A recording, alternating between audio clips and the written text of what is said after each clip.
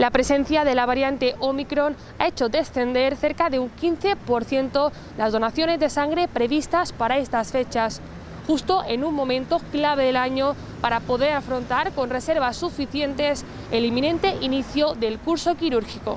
Son muchos los que no han podido acudir a donar sangre en los últimos días debido a la expansión de la variante Omicron. Una bajada en las donaciones que no ha alterado la demanda actual, por lo que desde el Banco de Sangre de Baleares animan a potenciales nuevos donantes a pedir cita.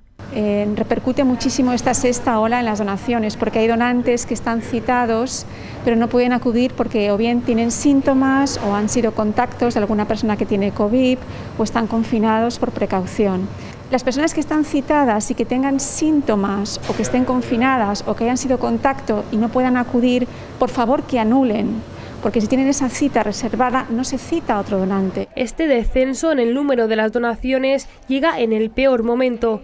Con las agendas quirúrgicas a punto de cerrarse de cara al año que viene, las reservas de sangre y tejidos son imprescindibles para poder llevar a cabo estas operaciones. La primera semana del año, la primera semana de enero, es la más difícil, la más crítica, o la primera quincena de enero. ¿Por qué? Porque arrastramos el déficit de donaciones de las Navidades, porque hay días que no hay exacciones. Los primeros días del año empieza toda la actividad asistencial y quirúrgica, entonces hay una alta demanda. Esto es siempre todos los años, pero este año va a ser especialmente difícil porque tenemos el problema de la pandemia.